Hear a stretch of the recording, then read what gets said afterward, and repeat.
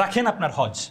এবার দেখেন, আপনি যখন হজে থাকবেন এই সফরে, ভাই এমনও হতে পারে আমাদের দেশে যারা আছে, হ্যাঁ, আপনার স্বজন, এদের কারো মৃত্যু হতে পারে, পারে না?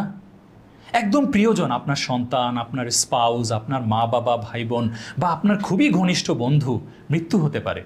এমনও হয়েছে ভাই, তিনি হজে গিয়েছেন, আমি পূর্বের ঘটনা বলছি, তার স্বজনের মৃত্যু হয়েছে, তিনি আর হজ করবেন না, উনি চলে আসবেন। বুঝতে পেরেছেন? এবং তাকে যখন সান্ত্বনা দেওয়া হচ্ছিল, ভাই আপনি থামেন, আপনি মানে শান্ত হন, আপনি এখন দেশে ফিরে করবেনটা কি? ওই মৃত ব্যক্তিকে উনি কি আর জীবিত করতে পারবে? পারবে না। উনি এসে কি এমন কিছু করবে যার কারণে ওই মৃত ব্যক্তির বাড়তি কোনো ফায়দা হবে? না তো, ঠিক না? ওই মৃত ব্যক্তির আর কি করণীয়? গোসল করানো, দাফন কাফন, এই তো কাফন, তাই না বিষয়টা? উনি কি এসে বাড়তি কিছু করতে পারবেন? না। কিন্তু উনি যখন ওনাকে সান্ত্বনা দেওয়া হলো যে ভাই আপনি হজটা শেষ করে যান, আপনি গিয়ে আর বাড়তি কী করবেন, তার জন্য বরং আপনি এই পবিত্র ভূমিতে থাকা অবস্থায় দোয়া করুন।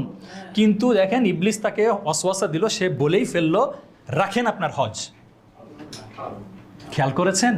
রাখেন আপনার হজ মানে এটা একটা পিলার, যেটা আপনার জন্য ফরজ হয়েছে, তাই না? সবার জন্য তো ফরজ না হজ, যেটা আপনার জন্য ফরজ হয়ে গেছে, এবং আপনি অলরেডি আল্লাহ সুবহানাহু ওয়া তাআলা আপনাকে তৌফিক দিয়েছেন এই সমস্ত প্রসেস কমপ্লিট করে, তাই না? রেজিস্ট্রেশন, ভিসা, টিকিট সব কিছু নিয়ে আপনি পৌঁছে গেছেন অলরেডি মক্কায়। এখন আপনি বলছেন রাখেন আপনার হজ, আমি যাবই, আমার রিটার্ন টিকিট লাগবে। বুঝতে পেরেছেন?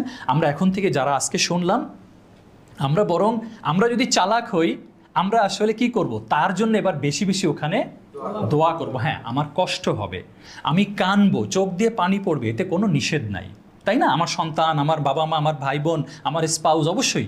কিন্তু এটাও আপনার জন্য একটা পরীক্ষা। আল্লাহ সুবহানাহু ওয়া তাআলা চেয়েছেন যে আমার বান্দা, তুই যখন হজে থাকবি, তোর একটা প্রিয়জনকে আমি নিয়ে নেব, আমি স্টিল দেখতে চাই তুই কি আমার জন্য হজে আসছিলি না কার জন্য আসছিলি। এই যে আমি বললাম, একজন যে বলে ফেললো রাখেন আপনার হজ, তাহলে আসলে তুমি কাকে বেশি ভালোবাসো বান্দা? তোমার ওই স্পাউসকে আমার চাইতে, তোমার ওই সন্তানকে আমার চাইতে, ঠিক না? পরোক্ষভাবে এগুলোই বোঝা যায় না বলেন? তাহলে আমরা এখানেও কি হব, মানে শান্ত থাকবো।